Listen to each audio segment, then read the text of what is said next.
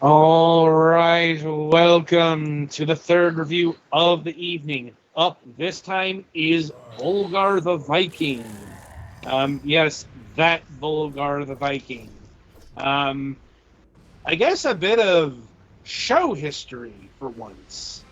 Like, um, so about 10, 11 years ago, we had the Crazy Viking Studios on the program to talk about the original Volgarr the Viking. Um, at that point, it was being handled by Adult Swim Games, but we honestly didn't have any sort of relationship with Adult Swim Games until their later period. Like, like around the time they were publishing big television, small radios, and the like, but this is so early that I'm not sure if it was like in the Naka and Ogre run, if that was. But the point is, we talked about Volgarr the Viking. Don't remember a single thing about that interview because, once again, it was 11 years ago. But it all comes full circle, semicircle, something or other, because we are going to be talking about to Crazy Viking Studios about Volgarr the Viking 2 in July. So with this game being so early on our timeline that its giftage predates our doing reviews. So that's why it's here today. So I guess call this better late than never. So with that out of the way, as to what Volgarr the Viking is, at one point, this was one of the more notable retro platformers. Probably because it's a retro style 2D platformer slash beat 'em ups usually have enemies with more hit points, but kind of that idea. It's not a beat 'em up. It's a proper platformer. But with emphasis on killing enemies. Yeah, it's an action platformer or something like that. Mm-hmm. With lots of emphasis in the graphics on roughly Super Nintendo level blood and guts effects. Yeah. Volgarr the Viking's a bit cranked up beyond that. This is an actual M-rated thing. Mm-hmm. As opposed to what you would have gotten on the Super Nintendo or even the Genesis. Yeah, I was thinking like Mortal Kombat with the blood code. I'm but you wouldn't have seen this so much in the platformer space. Uh-huh.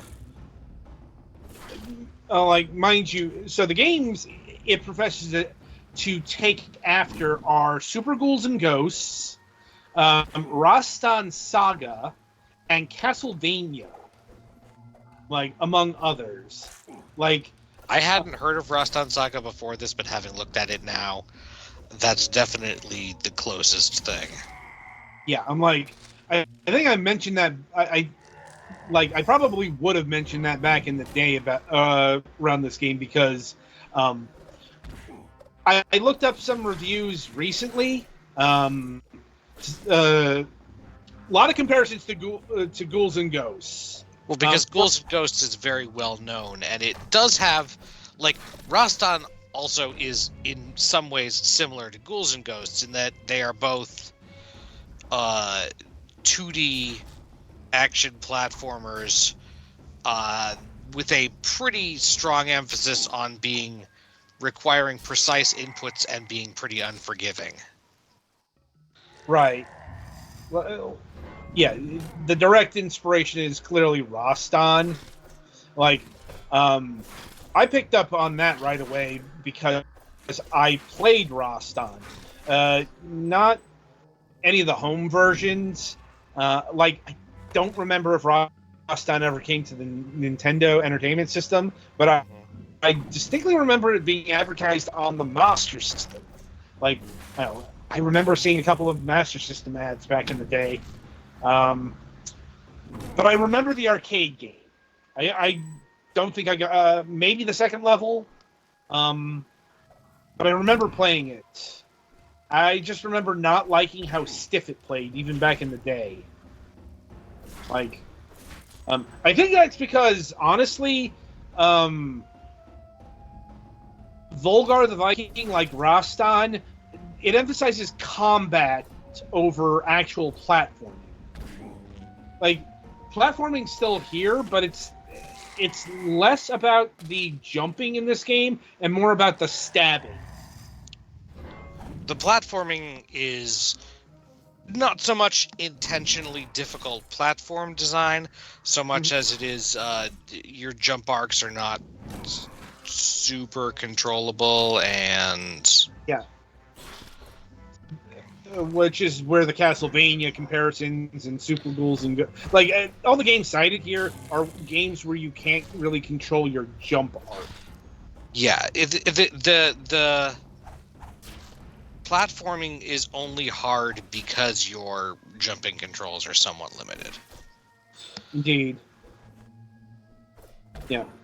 And as opposed to, like, other types of difficult platformers, especially in the modern day, this is something that was coming up in the pre-show. Like, compare this to something like 1001 Spikes, I Want to Be the Guy, Celeste, Super Meat Boy. There are different types of difficult platformers. Yeah, those, a lot of the ones that are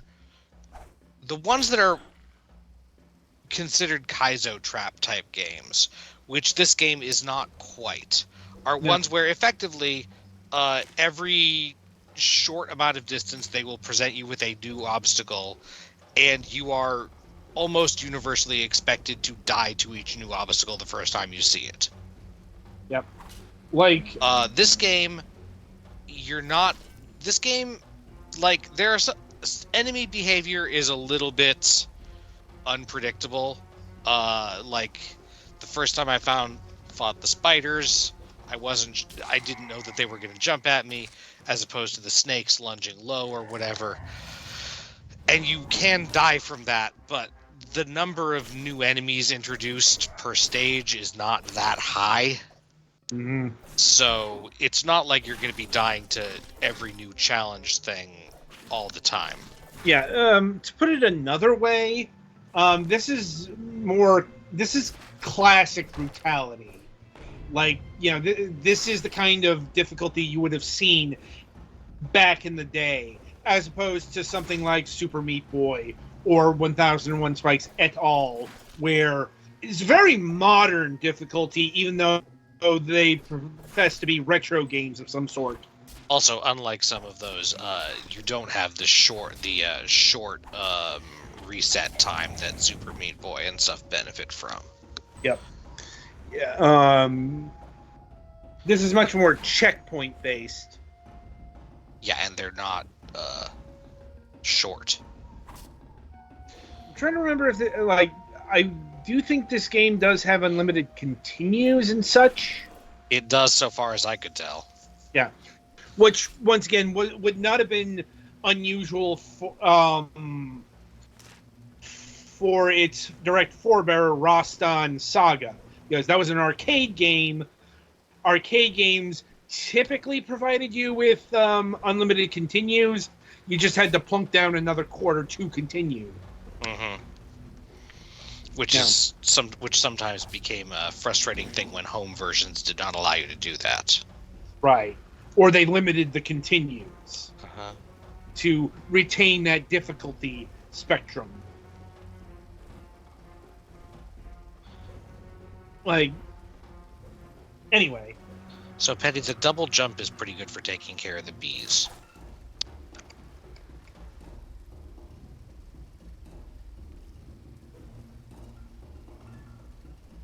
Did he mute himself? I don't think so. Or I don't know, maybe you did. Maybe. Yeah, I got it. It's just game. No, that part is annoying, and that's part of what I was talking about. Although, again, if it was a really cruel game, you would have to die if you fucked up that jump instead of having, you don't die from fall damage and just get to try over again.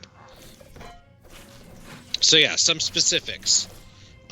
Your basic inventory of actions is pretty limited. You walk left and right. You can duck. You can swing sword. You can throw spear, which is the default control is up and attack, although you can also map a button to it. I have learned from watching Petty Fan that you can charge this. The game doesn't really tell you about that. You can charge it at level 2 shield. Well, I was going to get to that too. So yeah, you can throw spear, you can duck, and while ducking, if you press the jump button while ducking, you do a dodge roll thing that can safely go through enemies. But it does, I believe, swap your direction, which it's intended for. I watched a speedrun of this because I am not good enough to beat even the first level of this.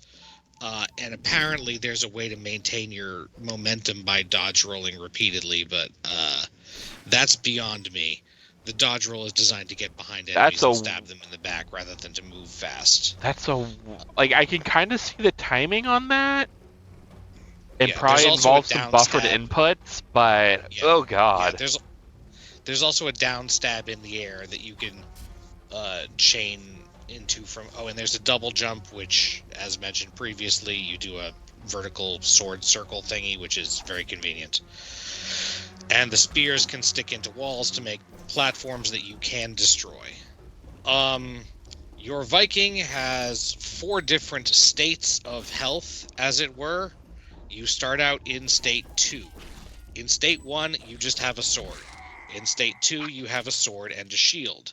The shield lets you take 1 hit before dying, and it also will block some attacks if you're not attacking, because when you're attacking, your shield is out of the way. It will also apparently let you charge your javelins. Yeah, because I have no shield right now. I do not charge. Yeah, stage 3 is a helmet. When you put on the helmet, you get a lightning strike around you, and I don't know if that enables anything else besides an extra hit. And then stage 4, which you can get if you're very good, is you get a fire sword, which has a massively increased range for the spinning jump attack. But other than that, and I think it might do a little more damage too. You walk through the stage, jumping over spike pits and things, and stabbing enemies before they attack you. Particularly because any hit will knock you down a tier. Mr. Sargent says the helmet might make your attacks go faster, which is certainly possible. I never kept it for long enough to really notice the difference. And the speedrun I watched was attack canceling all the damn time. It also was using the spear a lot. Because there is a delay on the spear. Like, you cannot use it instantaneously. But yeah, as you're progressing, enemies will either be there waiting for you or will continually, climb up the front of the screen and onto the stage, and in some of the later stages they drop from above instead, I think. In the first stage there are only a few different kinds of enemies. There are these lizard guys who come in 3 different colors, green, blue, and red, each of which takes 1 more hit than the one previous. And then you got your bees and those obnoxious flower things and spiders. Later levels have similar amounts of enemies, but they do have different appearances because each stage is in a very different biome. And apparently your goal is to collect 5 artifacts or something to open the way to the final boss. And then there's the final boss. The bosses are pretty showy, actually. From what I could see, they're pretty nice, but I cannot personally comment on fighting them because, again, Petty Fan is getting, about 2/3 of the way as far as I got in the, a little bit over half an hour I spent playing this, which is about halfway through the first stage. Because this is a hard game, and the way that it is hard requires you to execute relatively precise actions quickly for a long period of time without fucking up more than a very few times. And that is not a kind of difficulty that I am good at, and really not one that appeals to me all that much, but I know it does for a lot of people. Yeah, the jumping, it's not full Castlevania. Your jump is completely baked in, and there's only 2 different angles you can jump at. But it's pretty strict. At least you can swing your sword while moving. Yeah. And yeah, and some of the enemies you have to duck to hit unless you hit them at a weird angle, which, takes time. I will say, if you want to get used to it, the speed run of this game actually looked pretty fun. Mm-hmm. Getting the flow going, but you have there is a significant amount of tech that you need to learn to be able to do that just by looking at it. And I was nowhere near that level and don't have that patience. I don't know. Am I missing anything? Didn't sound like it. Music? The graphics are actually good. The music is pretty good too. Honestly, while it is gory, it's gory in a really cartoonish way. Yeah. Yeah, Golem. That it starts hard and gets harder. I think some of the later stages do have a slightly higher power-up density because the power-up density in the first stage is very low. Mm-hmm. And the only things enemies drop is money, which I think ultimately is basically score. Yeah. There's no way to regain health or anything aside from just finding another power-up. Which is fine, it's just that's the kind of game it is. Yeah. There are a lot of people who like this Nintendo hard-esque game. Yeah, and I've never been a super big fan of... I don't mind having things that require precise execution as long as it's not a lot of it in a row. Well, and this isn't the asshole Kaizo level of precise. Yeah, you can... Mostly you can figure out what stuff is going to do. The spike traps are obvious spike traps. The enemies, you can generally... You're not going to get, totally surprised by an enemy. Mm-hmm. They might not attack exactly the way you expect, but you can usually see them either standing there or crawling up. Right. I usually use the spear at this double spot there to kill the lizard man guys. Just because, fuck them. But sometimes... if your timing is off, that doesn't work. Honestly, the bees are kind of the worst because they're hard to hit. The bees and the Rafflesias, or whatever the crap they are. So yeah, I don't think it's even an insult to say that this is a very simple game. It's intended to be. Mm-hmm. It's not exactly my style, but I do think it's actually a pretty good game for the style of game it's in. Climb which rope?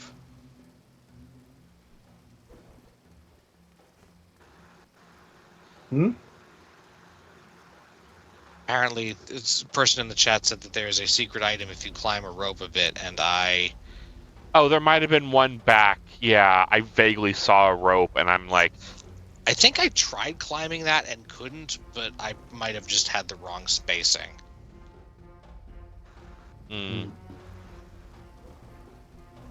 you have to go back further. So yeah, it can be frustrating if you're not good at getting your muscle memory down to execute precise actions pretty reliably. Also, it is kind of neat that the recover armor that you get is the recovery shield you get is different than the one you start with aesthetically. Like, there's not just the one thing. Also, word of advice: don't watch this channel if you're expecting us to be good at video games. Yeah, there are some games we are good at. This is not one of them. No one here has the patience to get good at Volgarr. I mean, and even then, it's not like it was reasonably fun to mess around with. It's just like, if I'd had any expectation of making faster progress, it wouldn't have been. But I went into it with the knowledge that it was hard. So, like, I could, if we joked about in the pre-review thing, if this was 20 years ago, like, if I had this for like my Genesis or NES or whatever, and like this was the only game I had, I could probably get real good at this. In terms of this was like originally for like Adult Swim games, so right? So yeah, I actually remember ads playing for Volgarr the Viking on Adult Swim. Yeah, there's probably something up there to the left, but I don't know how to get it. Yeah, I think I have an idea. I can probably throw a spear and double jump to it. That might work. So yeah, there are things that you can get if you go a little bit out of your way. In fact, several of the armors and some of the more valuable treasure items pretty specifically require you to kind of go out of your way. Oh, good. I can just skip to the... Oh, that's interesting. You have the helmet, but not the shield. Yeah. It's always interesting when they actually do stuff like that for power-up systems. Well, because there are some times that they could just skip that. Yeah. Well, it doesn't give you the helmet and the shield. It gives you only the... Yeah, like, for Mario Bros, if you pick up a fire flower, you would get 2 hits. Depends on the game. In some of them, if you get a fire flower when you're small, it only makes you big. Hmm. But yes, that's what I mean. All right. So yeah, and this is it is one of those games where like it's slightly easier if you are good at it, since you get power-ups. You can throw spears while you're in midair, so don't stand there. Yeah, a little late. Remember delay. Mm-hmm.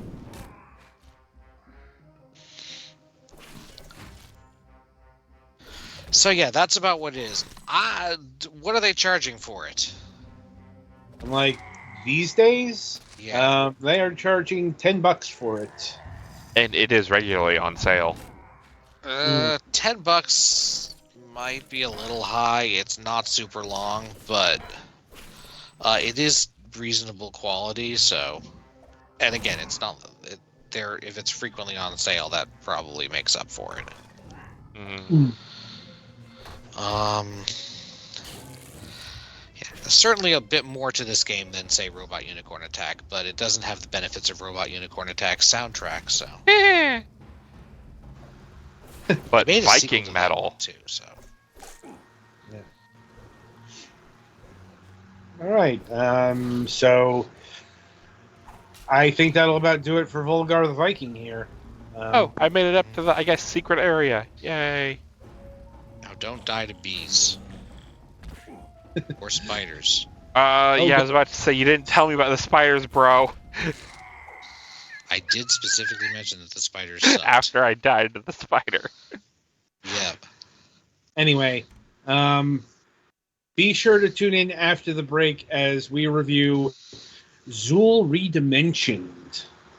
Mm-hmm.